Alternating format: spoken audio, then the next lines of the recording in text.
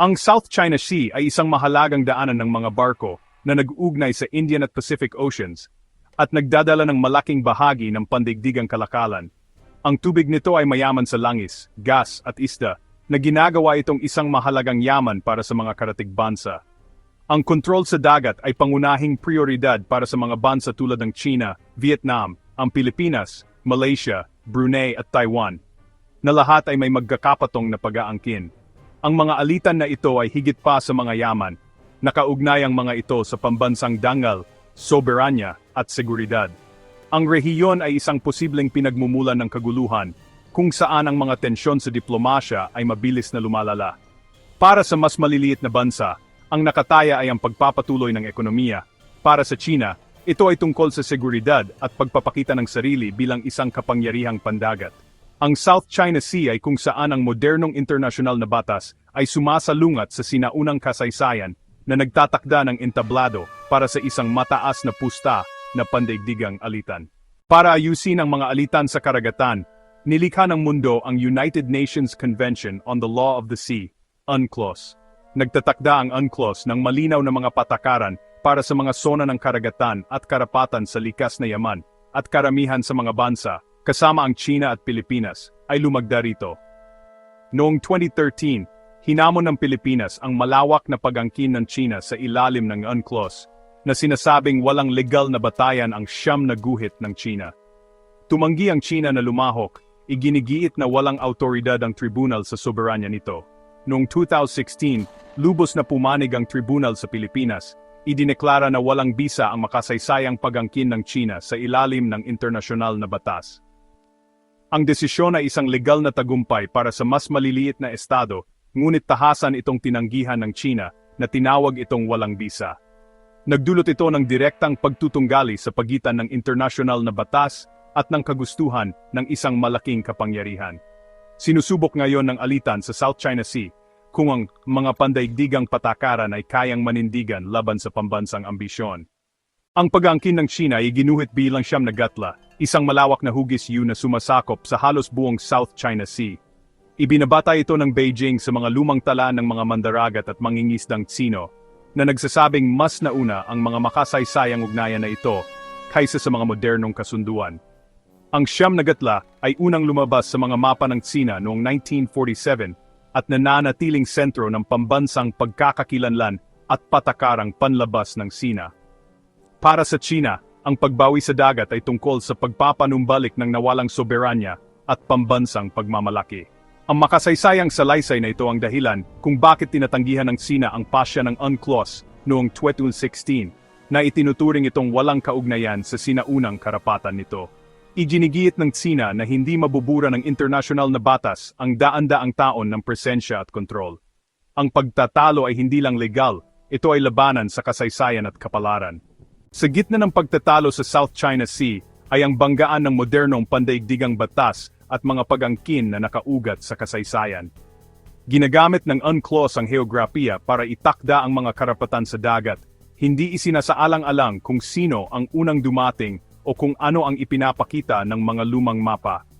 Ang 9-dash line ng China ay inuuna ang makasaysayang presensya, hinahamon ang mga pangkalahatang patakaran na idinisenyo ng UNCLOS para ipatupad. Nagpasya ang tribunal noong 2016 na hindi pwedeng manaig ang mga makasaysayang karapatan sa UNCLOS, ngunit ang pagtanggi ng China ay nagpapahina sa pandaigdigang legal na sistema. Para sa maliliit na bansa, ang UNCLOS ang kanilang panangga. Para sa China, ito ay balakid sa makasaysayang katarungan. Ngayon, patuloy ang China sa pagtatayo ng mga base militar at pagpapatupad ng kanilang mga pag-angkin, habang ang US at iba pa ay lumalaban sa pamamagitan ng mga patrol para sa kalayaan sa paglalayag. Ang pagtatalo ay higit pa sa mga likas na yaman. Ito ay tungkol kung ang mundo ay pinamamahalaan ng mga ibinahaging batas o ng kapangyarihan. Ang South China Sea ay nananatiling pagsubok sa kinabukasan ng pandaigdigang kaayusan. Nitong mga nakaraang taon, nakita sa South China Sea ang pagdami ng mga nangyayari at panibagong alitan sa diplomasya.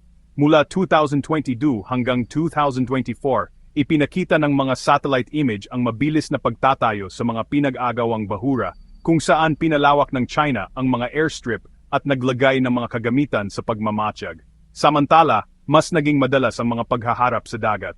Ang mga barko ng Pilipinas at Vietnam ay nakaranas ng pag-atake ng water cannon at malapitang engkwentro sa mga barko ng Chinese Coast Guard na nagdulot ng pandaigdigang pagkabahala. Naging karaniwan na ang mga insidente sa diplomasya. Noong 2023, sa isang mataas na antas ng summit, hinimok ng mga leader ng Timog Silangang Asya ang pagpipigil habang pinalakas ng Estados Unidos at mga kaalyado nito ang pinagsamang patrol ng hukbong dagat upang igiit ang kalayaan sa paglalayag. Naglabas ng mga pahayag ang European Union at Australia na sumusuporta sa desisyon ng tribunal noong 2016, na nanawagan para sa mapayapang resolusyon at paggalang sa internasyonal na batas. Ang China, sa kanilang bahagi, ay patuloy na iginiit ang kanilang mga pag-aangkin, nagsasagawa ng malawakang pagsasanay militar at nagbabala sa mga puwersa sa labas na lumayo. Kasabay nito, sinubukan ng mga lihim na usapan at regional na forum na pigilan ang paglala ng sitwasyon, bagaman limitado ang pagunlad. Habang nagmamasid ang mundo, nananatiling mainit na issue ang South China Sea. Ang mga tubig nito ay nagpapakita ng mas malawak na labanan sa pagitan ng pambansang ambisyon at ng kaayusang batay sa mga patakaran. Ang mga desisyong gagawin dito sa mga darating na taon ay huhubog hindi lamang sa katatagan ng rehiyon, kundi pati na rin sa kinabukasan ng pandaigdigang diplomasya. Ang alitan sa South China Sea ay isang komplikadong gusot ng magkakakumpetensyang pag-aangkin. Bawat isa ay nakaugat sa iba't ibang interpretasyon ng batas, kasaysayan, at pangangailangan sa estratehiya. Para maunawaan ang mga argumento, kailangan nating suriin ang posisyon ng mga pangunahing partido, ang China, Pilipinas, Vietnam, Malaysia, Brunei, at Taiwan, sa pamamagitan ng tatlong magkaibang pananaw: legal na batayan, batayan sa kasaysayan, at impluensyang geopolitical. Una, mula sa legal na pananaw, ang United Nations Convention on the Law of the Sea, o UNCLOS, ang bumubuo sa pundasyon ng batas pandagat. Sa ilalim ng mga patakaran nito, ang mga bansa ay binibigyan ng Exclusive Economic Zones, o EEZs, na umaabot ng 200 nautical miles mula sa kanilang baybayin. Ang desisyon ng International Tribunal noong 2016 na pabor sa Pilipinas ay walang nakitang legal na batayan para sa malawak na 9-dash line ng China. Karamihan sa mga legal na iskolar ay sumasang-ayon na, sa ilalim ng UNCLOS, ang mga pag-aangkin ng mga bansang may baybayin tulad ng Pilipinas at Vietnam ay may malaking bigat. Gayunpaman, tinatanggihan ng China ang awtoridad ng tribunal na sinasabing walang bisa ang desisyon ng walang pahintulot nito. Pagdating sa kasaysayan, ang China at Vietnam ay parehong nagbabanggit ng mga sinaunang mapa at tala upang igiit ang matal ng ugnayan sa mga pinag-agawang isla. Itinuturo ng China ang mga lumang mapa ng paglalayag at mga utos ng imperyo, habang ang Vietnam naman ay nagbabanggit ng sarili nitong kontrol sa pamamahala na nagsimula pa noong ika-17 siglo. Gayunpaman, pinagtatalunan ng mga historiador ang pagpapatuloy at legalidad ng mga pag-aangking ito, na sinasabing ang pagiging naroroon sa kasaysayan ay hindi nangangahulugang modernong soberanya sa ilalim ng batas internasyonal. Ang ibang nag-aangkin, tulad ng Malaysia at Brunei, ay ibinabatay ang kanilang mga argumento sa kalapitan at epektibong okupasyon, sa halip na dokumentasyon sa kasaysayan. Sa geopolitical na aspeto, hindi matatawaran ang estratehikong halaga ng South China Sea. Ito ay isang mahalagang ruta ng pagpapadala, mayaman sa likas na yaman, at sentro ng pagpapakita ng lakas militar. Ang pagiging mapilit ng China ay sumasalamin sa lumalaki nitong impluensya at pagnanais na masiguro ang mga interes pandagat. Samantala, ang mga bansa sa Timog Silangang Asya ay naghahangad na mapanatili ang kanilang soberanya at karapatang pang-ekonomiya, madalas na humihingi ng suporta sa mga panlabas na kapangyarihan, tulad ng Estados Unidos. Ang paglahok ng mga pandaigdigang aktor ay nagpahirap sa alitan, na nagpapahirap sa paglutas, ngunit pinipigilan din ang unilateral na paglala. Sa kabuuan, habang ang mga salaysay sa kasaysayan ay humuhubog sa pambansang pagkakakilanlan, ang batas internasyonal, lalo na ang UNCLOS, ay nananatiling pinakamalawak na kinikilalang balangkas para sa paglutas ng mga alitan sa dagat. Ang mga legal na argumento ng mga nag-aangkin sa Timog Silangang Asya ay karaniwang umaayon sa balangkas na ito, na nagbibigay sa kanilang mga posisyon ng mas malawak na suporta internasyonal. Gayunpaman, ang mga pag-aangkin sa kasaysayan ng China at ang geopolitical na impluensya nito ay nagsisigurong nananatiling hindi nalulutas ang alitan.